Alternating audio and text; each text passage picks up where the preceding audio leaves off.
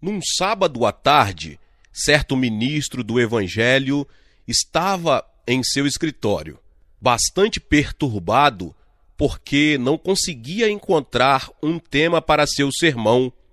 Enquanto tentava descobrir uma ideia para o sermão, seu filho caçula entrou no escritório, fazendo perguntas que só pioraram as coisas para o pastor.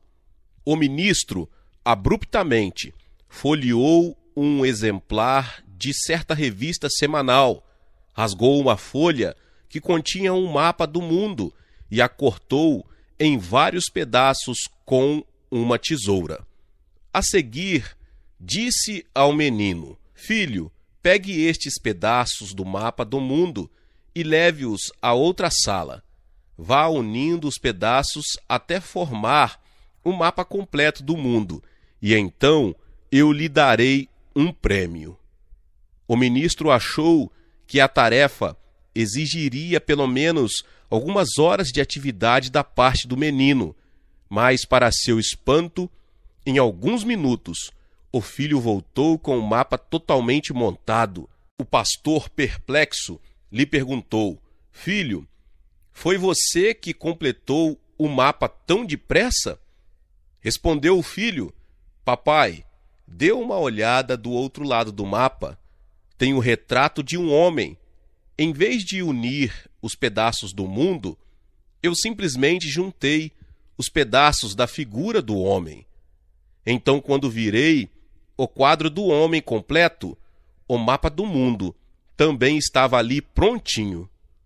Ao ouvir as palavras de seu filho, o pai imediatamente recebeu uma tremenda inspiração e disse em voz alta: "Está certo, é isso mesmo. O homem reajustado faz o mundo reajustado.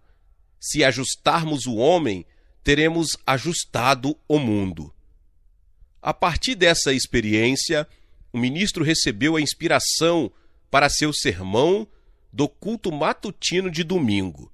Sim, verdadeiramente, só pela regeneração do homem teremos um mundo novo. Que tipo de mudanças deve ocorrer no ser humano? A Bíblia nos revela o segredo. Nós, seres humanos, nascemos com duas missões. A primeira delas é servir ao Senhor. A segunda, servir às pessoas e ao mundo. A Bíblia diz isso com toda clareza em Mateus 6,33. "Buscai primeiro o seu reino e a sua justiça, e todas estas coisas vos serão acrescentadas." Nossa missão primordial e nossa primeira responsabilidade é realizar nosso ministério perante o Senhor. Em primeiro lugar, devemos servir ao Senhor e depois aos outros. Por fim, serviremos a nós mesmos. Os seres humanos foram criados para a glória de Deus e para servir a Deus acima de tudo.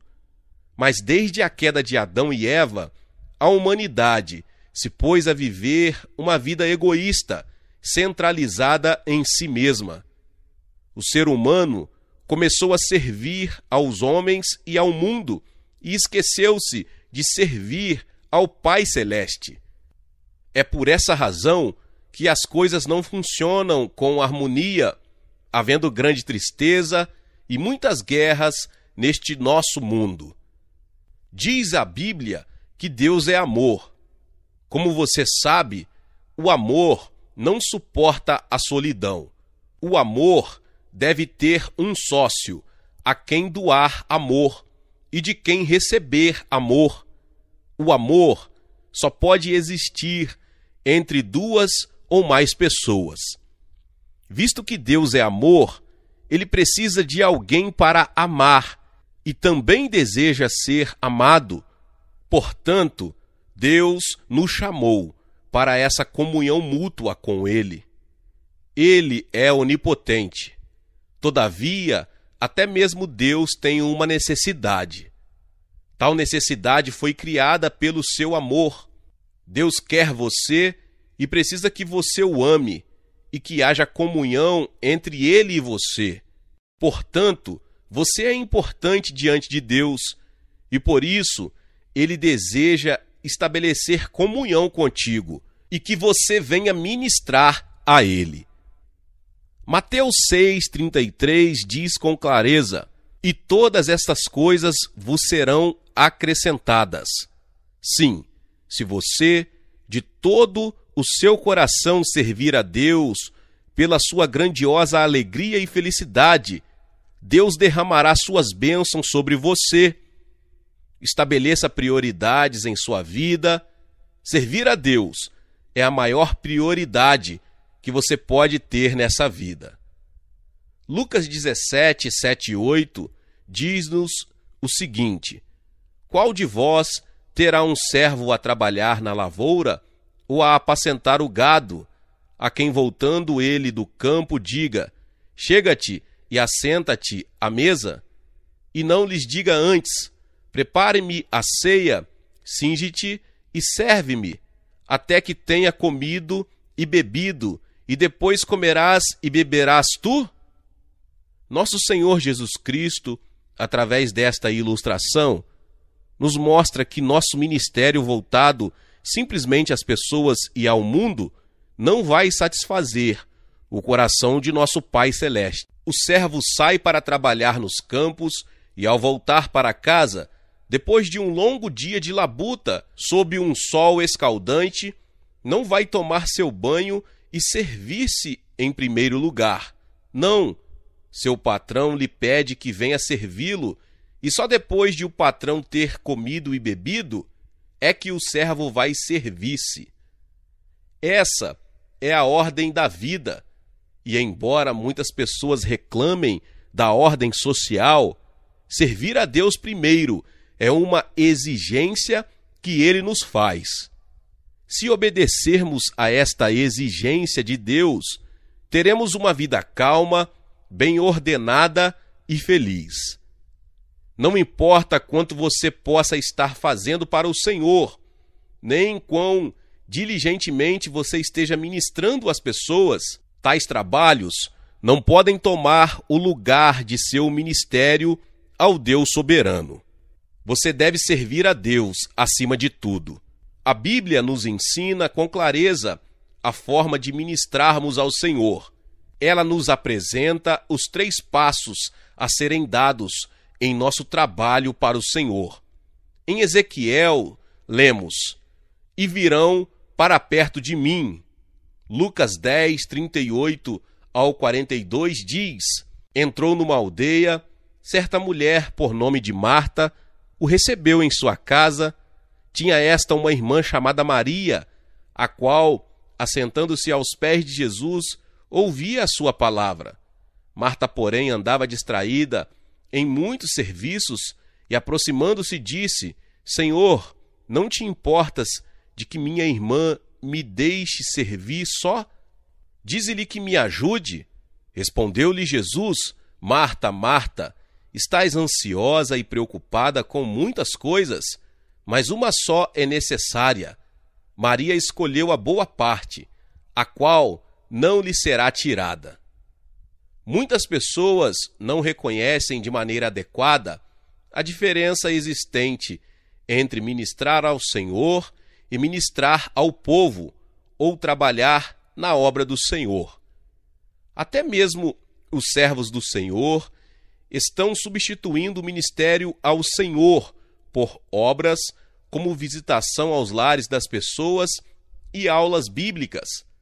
Estas atividades seriam realizadas em lugar do serviço que deveriam ser prestado diretamente ao Senhor. Todavia, o Senhor não considera esses serviços como tendo sido prestados a Ele diretamente. É verdade que muitos crentes estão executando um excelente serviço ao servir as pessoas num determinado ministério, mas Deus deseja que você arranje tempo para Ele e só para Ele. Esse é um ministério direto ao Senhor.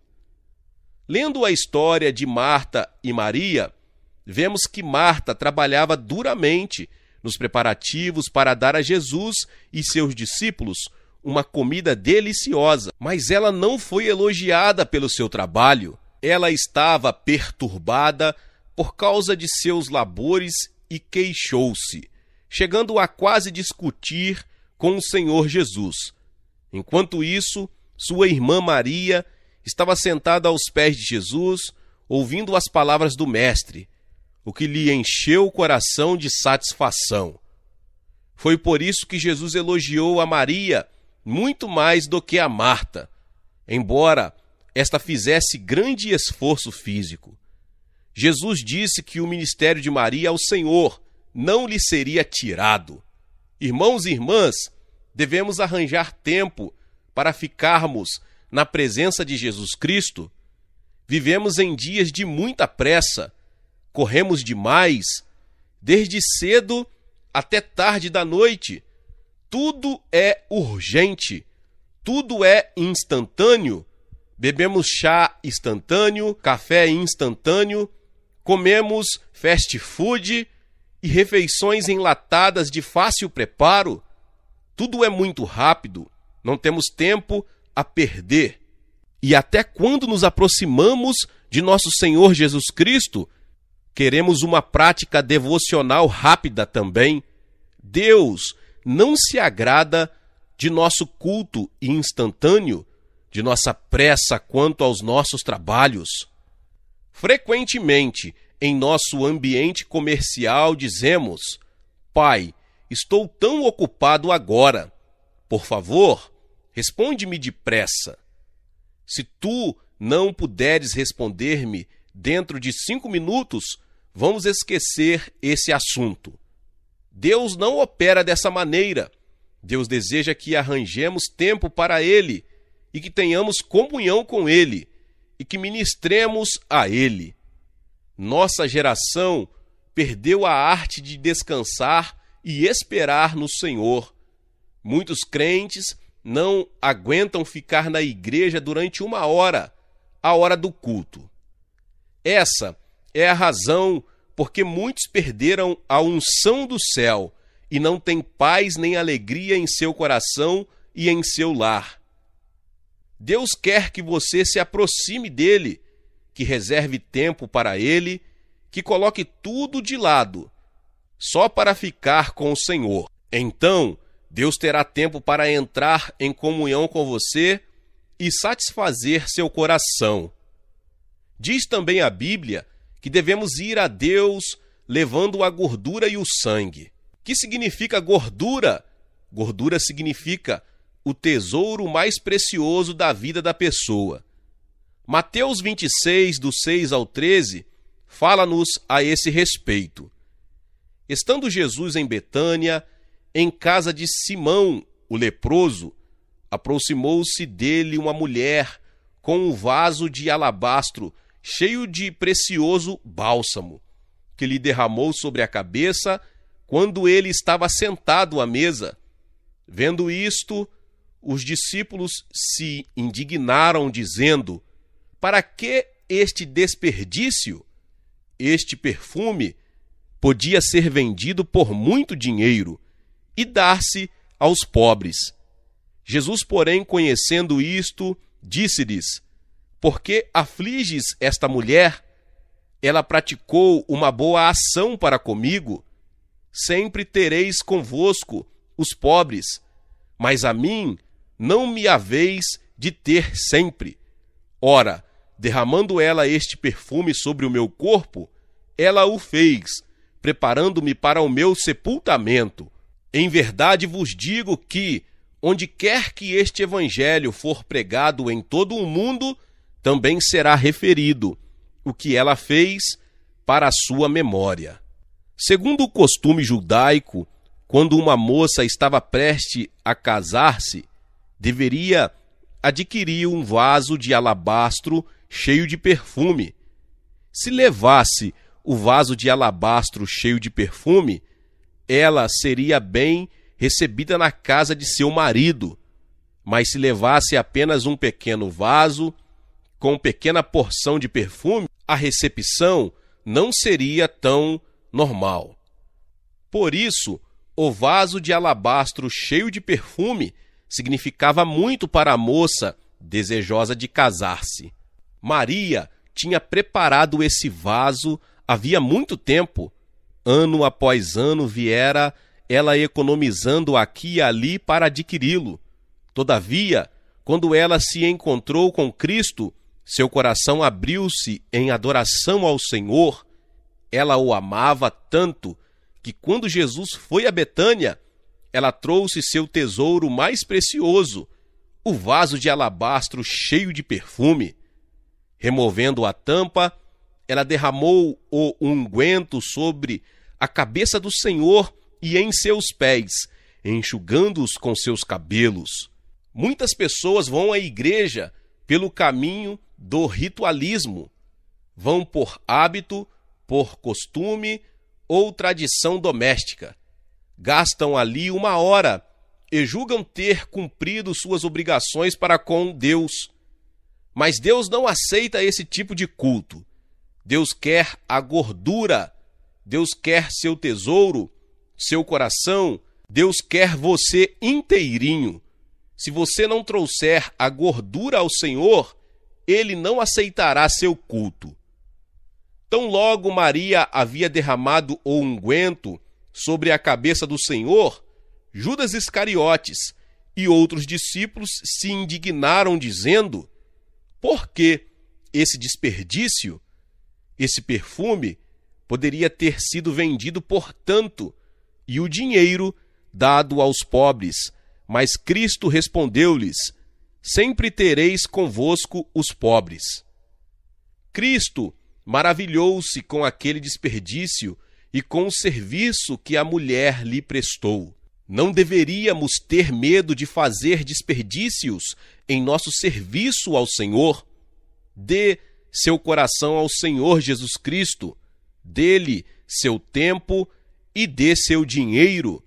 Esse desperdício agrada a Cristo. Judas Iscariotes havia seguido Jesus durante 3 anos, mas jamais lhe oferecera a gordura. Foi por essa razão que, quando surgiu uma dificuldade, ele traiu o Senhor. Deus também lhe pede que traga o sangue quando você vem a ele para ministrar-lhe. Em Hebreus 10:19 lemos: portanto, irmãos, tendo ousadia para entrar no Santo dos Santos pelo sangue de Jesus. E diz mais a Bíblia: sem derramamento de sangue não há remissão de pecados. Somos todos pecadores. Não podemos comparecer perante nosso Pai Celeste com nossas fracas obras e sabedoria.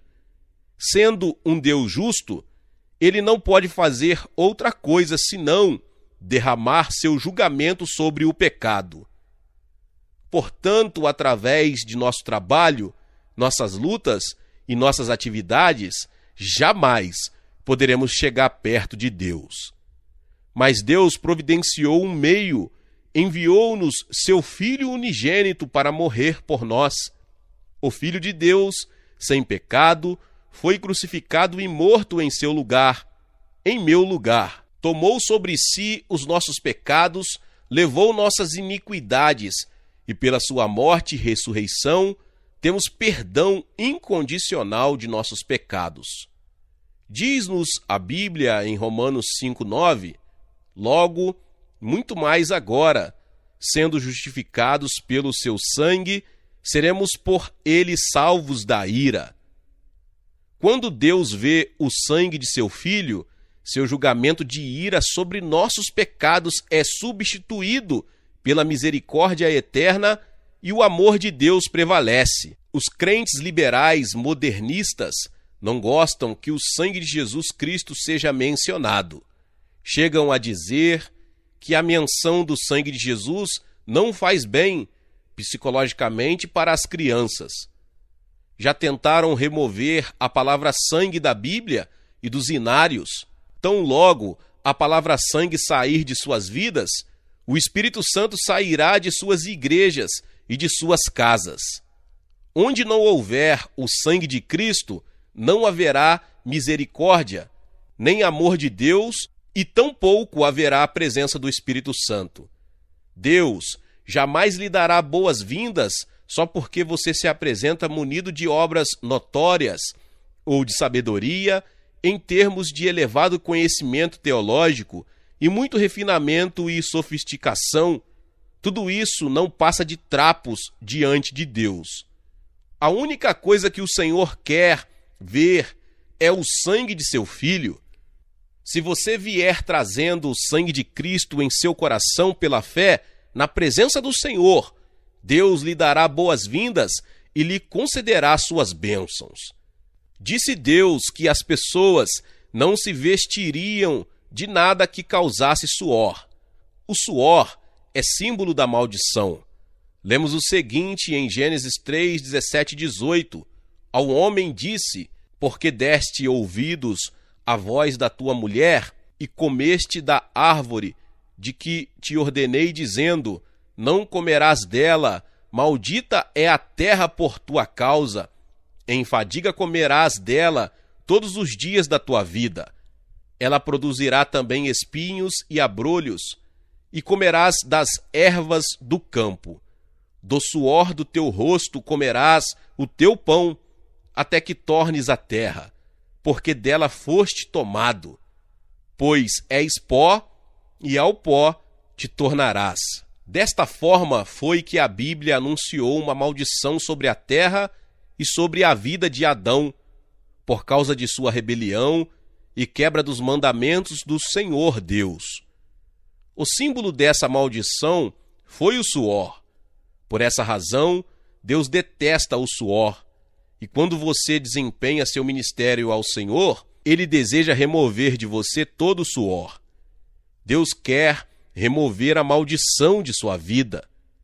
Diz a Bíblia em 3 João 2, amado, desejo que te vá bem em todas as coisas e que tenhas saúde, assim como bem vai a tua alma. Nosso Deus é um Deus bondoso, Ele quer dar a você coisas boas. Se você servi-lo, Ele o servirá. Se você ministrar a Deus, Deus vai ministrar a você mediante o sangue de nosso Senhor Jesus Cristo. Cristo levou sobre si nossa maldição e nossos sofrimentos. Então, Ele deseja que você se livre de tudo que cause suor. Você deve mudar seu vestuário, mude o vestuário de seu pensamento, livre-se daqueles pensamentos negativos, sobrecarregados de maldição. Você ainda não sabe que seu futuro está ligado aos pensamentos de hoje?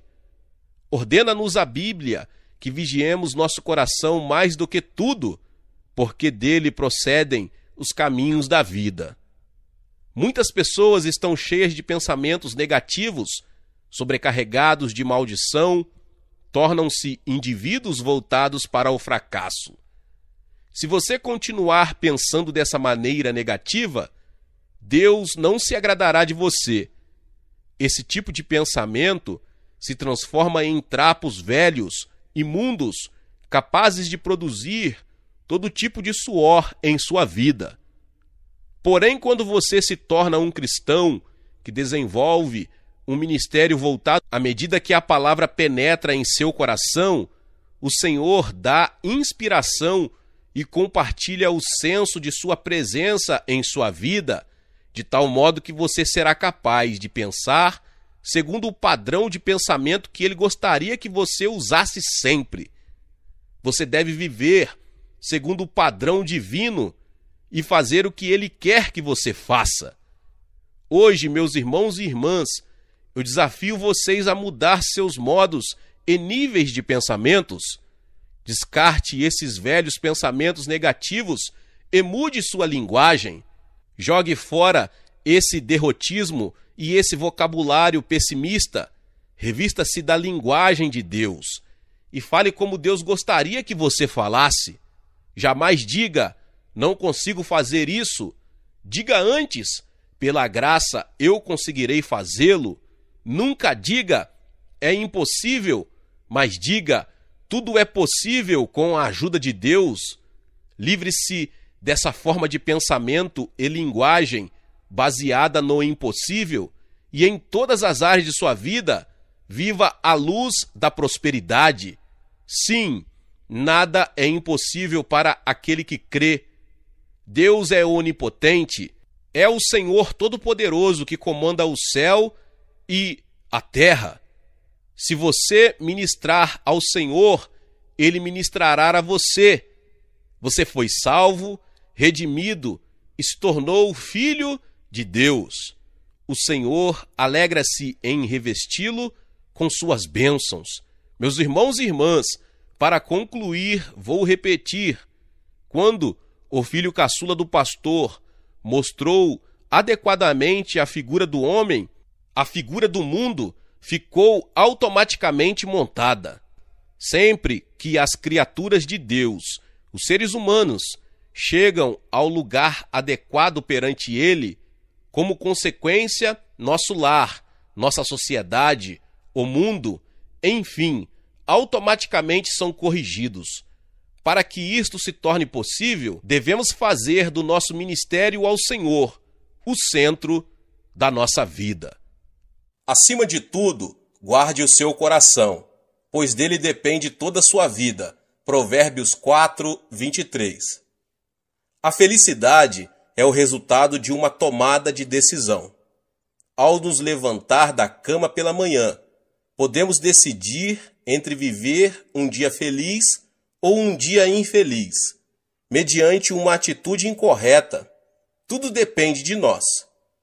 Por causa da sua capacidade de pensar, o homem tornou-se o dono da terra.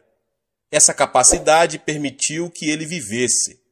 Ao mesmo tempo, na era do progresso tecnológico e na era da destruição. Podemos criar um futuro melhor, se tão somente aprendermos a pensar corretamente.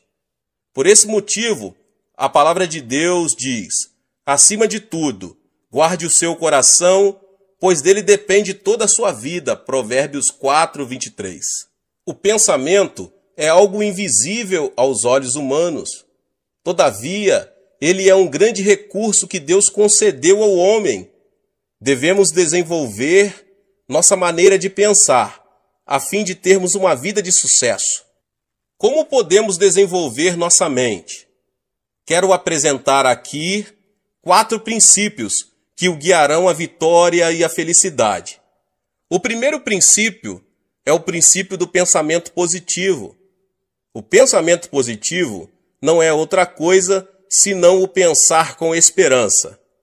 A maior parte das pessoas hoje pensa de maneira negativa. Por isso, elas buscam o lado obscuro das coisas, adotam a desesperança, falam e agem de maneira negativa. Não obstante, para vivermos uma vida feliz, uma vida de paz, devemos manter a esperança, ou seja, pensar positivamente. Os cristãos têm um fundamento pelo qual podem pensar positivamente. Trata-se do favor da cruz de Cristo. Podemos pensar de maneira positiva a respeito do perdão dos pecados. Por ter pecado diante de Deus, o homem merece o abandono eterno. Mas Jesus Cristo resolveu todo o problema do pecado. O pecado do passado, o pecado do presente e o pecado do futuro. Graças ao sangue de Jesus, podemos ser justificados e viver com esperança. Todo aquele que se arrepender e aceitar Jesus como seu Senhor, passará a viver pensando de maneira positiva a respeito do perdão de seus pecados.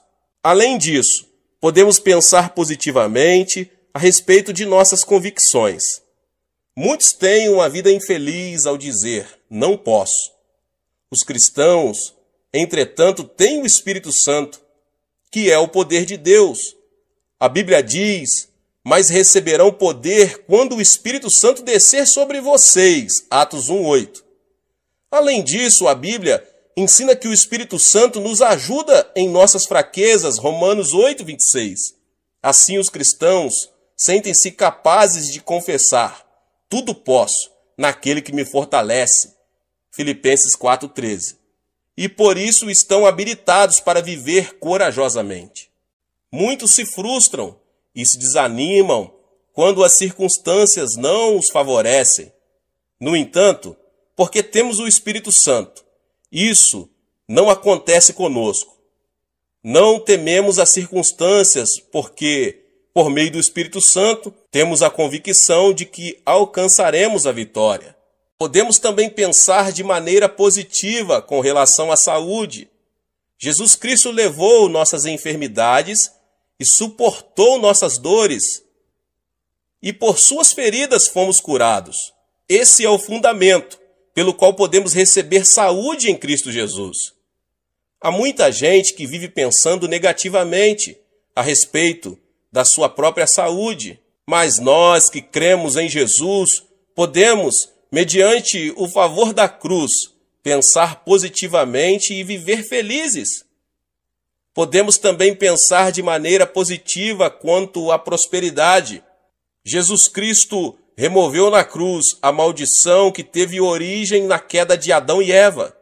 Ele recebeu a coroa de espinhos, simbolizando a maldição, e morreu na cruz para redimir toda a desgraça e nos outorgar a bênção de Abraão. Não podemos, portanto, pensar de maneira negativa acerca da prosperidade. Ainda que nossas mãos não toquem coisa nenhuma, nem nossos olhos vejam nenhuma evidência, nossos ouvidos nada ouçam, podemos visualizar a prosperidade divina mediante a cruz e viver de maneira feliz.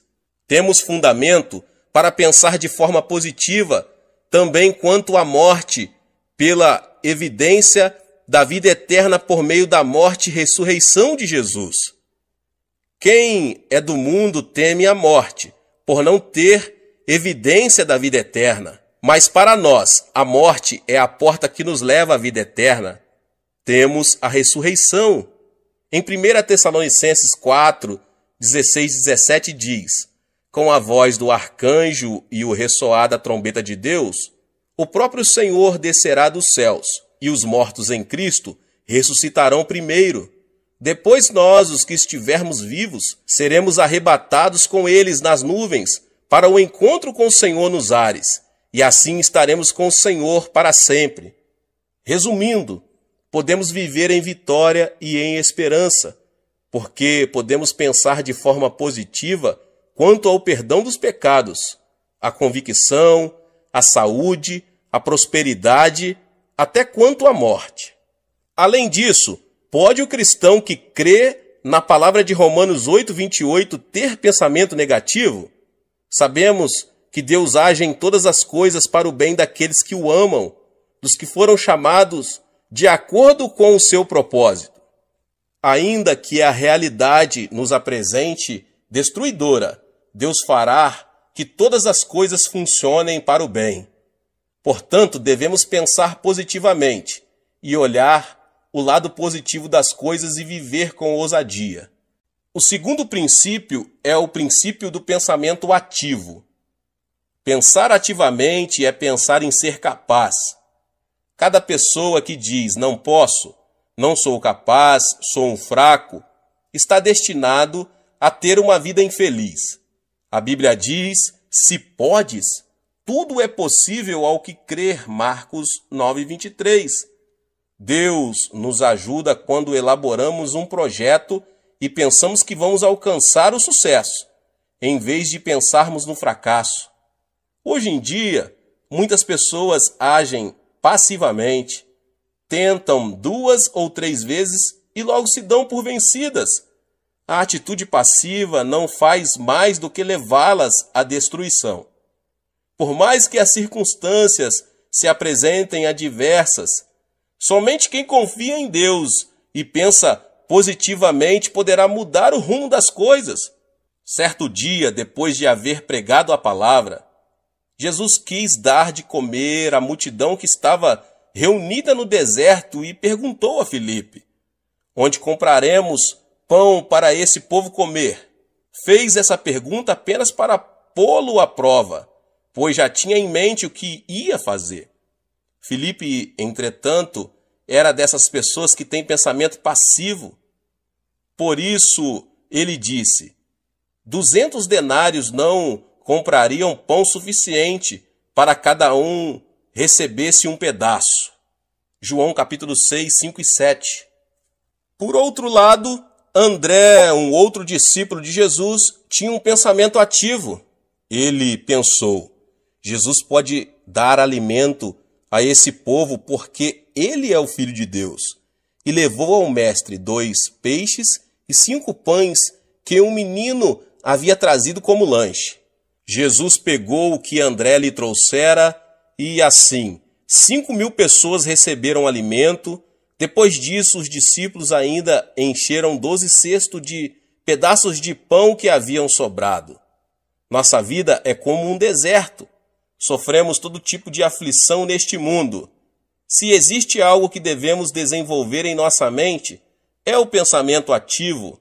Quem murmura, dizendo não posso, não sou capaz, sou um desastre, terminará no fracasso de um mundo desértico. Mas quem diz é possível e pensa ativamente, triunfará neste mundo, mesmo tendo começado a desenvolver um trabalho considerado simples pelos homens. O terceiro princípio é o princípio do pensamento criativo. Pensar criativamente implica buscar novas ideias. Muitas pessoas, ao enfrentar um obstáculo, pensam na responsabilidade e no perigo do problema, não naquilo que, no próprio problema, pode gerar a solução. Toda pessoa ou nação que não pensa criativamente fracassará. Os coreanos têm a tendência de permanecer na mesma situação, recusando pensar criativamente. Dizem: meus avós viveram assim, meus pais viveram desta maneira, portanto eu também escolho este estilo de vida. Na zona rural, essa tendência é acentuada. Faz muito tempo, fiquei com o coração muito dolorido ao ver a vida dos camponeses e observar que havia gente vivendo em casas feitas de barro, costume que vem de 4 ou 5 gerações. O problema não era que as casas fossem feitas de barro. O mais grave era que aqueles camponeses não tinham nenhuma intenção de reconstruir e melhorar sua moradia, e viviam como pessoas não civilizadas. Porque não quis pensar criativamente, a Coreia esteve sob o domínio japonês durante 36 anos. Como coreanos, não precisamos murmurar contra os japoneses. Devemos sim fazer um exame de nossos sentimentos e de nossos pensamentos. Enquanto a Coreia se recusava a pensar criativamente, o Japão abriu as suas portas e aceitou nossas civilizações, tendo progredido a uma velocidade incrível. Os indivíduos e as nações que pensam criativamente progridem. Ao sair do Egito, o povo de Israel sofreu muito ao ver que não encontrava água no deserto de Sur.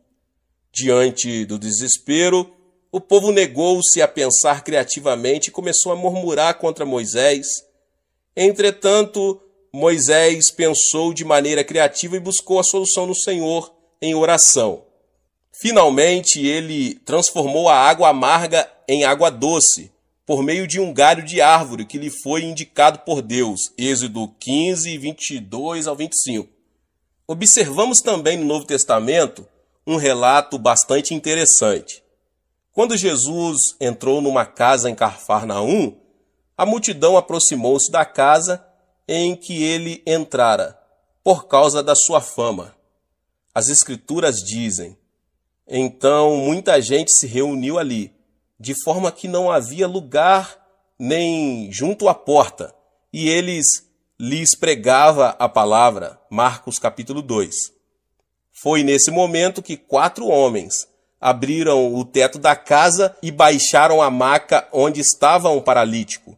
Uma pessoa comum teria pensado: não podemos entrar na casa. Mas os amigos do paralítico pensaram criativamente e conseguiram que Jesus não só curasse o homem, como também perdoasse os seus pecados. Devemos estar conscientes de que a solução do problema também se encontra no problema e, a partir daí, pensar criativamente sobre o que deve ser feito. A Bíblia diz: se algum de vocês tem falta de sabedoria, peça a Deus, que a todos dá livremente, de boa vontade, e lhe será concedida. Tiago 1,5. A sabedoria é o pensamento criativo. Peça a Deus e em Cristo Jesus e tenha uma vida de sucesso. O quarto princípio é o princípio do pensamento produtivo. Hoje em dia, as pessoas desperdiçam tempo, material e energia. Isso se deve ao fato de terem mentalidade e atitude pouco produtiva. Um exemplo é a TV. Muita gente assiste a TV durante as noites até pegar no sono. Isso não é produtivo. O tempo gasto à frente da TV deve ser reduzido e dedicado ao crescimento pessoal. Isso fará que o nível de vida seja elevado. Em especial, quanto à comida, os coreanos são pouco produtivos. Geralmente, há um prato de arroz e dezenas de guarnições. Faz muitos anos, eu convidei um pastor americano para vir à minha casa e nós lhe preparamos um banquete. Tempos depois, quando visitei sua casa nos Estados Unidos, fiquei decepcionado ao ver que me ofereceram somente um prato principal, frango. Depois me dei conta de que, quanto à comida, aquela era a cultura americana. Algo semelhante acontece com os japoneses. Eles fazem acompanhar o arroz com uma quantidade bem pequena de guarnições. Deve-se então manter o equilíbrio entre o arroz e as guarnições, porque caso contrário, fica-se sem estas. Qual é a cultura alimentar dos coreanos? Certa vez escutei algo que me chamou a atenção. Disse que é tanta quantidade de guarnições desperdiçadas dos restaurantes do nosso país que estes contratam uma pessoa para se dedicar exclusivamente a selecionar as guarnições que podem voltar à mesa. E não é só isso. Os coreanos têm a tendência de preparar um grande banquete sempre que alguém é convidado para uma refeição. Pensamos que isso é o melhor, mas devemos saber que os convidados não comem tudo o que preparamos. Isso não é produtivo. Além disso, muitos não pensam produtivamente. Os que vivem pensando no fracasso são pessoas que não pensam de maneira produtiva. A crítica, enfatizando as fraquezas de outras pessoas, tampouco é produtiva. Faz muito tempo que aconteceu comigo esse fato. Eu dava aulas no seminário quando, num dia de inverno muito frio, encontrava-me junto aos professores diante de um aquecedor e comecei a criticar um colega. De repente, um dos professores se levantou e eu perguntei: "Você se aborreceu com o que eu disse? Por que se levantou?" As palavras seguintes me trouxeram uma grande lição de vida. Perdoe-me, mas sou dessas pessoas que, quando ouve algo que as aborrece, não conseguem conciliar o sono até ter respondido à altura ao que ouviram. E se eu fizer isso, o povo me interpretará mal. Aí nós nos tornaremos inimigos. A Bíblia diz: as palavras do caluniador são como petiscos deliciosos. Descem até o íntimo do homem. Provérbios 18:8. A pessoa que gosta de falar dos outros não é produtiva. Devemos pensar e viver produtivamente. Para conseguir isso, temos de considerar a glória de Deus e o reino dos céus como nossos valores principais, estabelecer metas, falar e agir produtivamente. Dessa maneira, conseguiremos que a nossa vida tenha valor. A mentalidade é um recurso invisível aos olhos humanos. Quem a desenvolver em Cristo Jesus viverá uma vida de sucesso. Ao contrário, quem se deixa governar pelo diabo fracassará. Tudo depende de cada um. Portanto, desenvolva em sua mente o pensamento positivo, o pensamento ativo, o pensamento criativo e o pensamento produtivo em Cristo Jesus. E ponha em prática os princípios aqui que eu acabei de ministrar, a fim de alcançar uma vida de sucesso em nome de Jesus. Deus abençoe a sua vida, você que ouviu essa palavra do pastor David Poyong Cho. E você que ainda não é inscrito aqui no canal, se inscreva no canal, ative o sininho das notificações para você não perder nenhum dos vídeos que são postados aqui todos os dias. Deixe também seu like e não esqueça de compartilhar com as pessoas que você mais ama. Nos vemos nos próximos vídeos. Amém!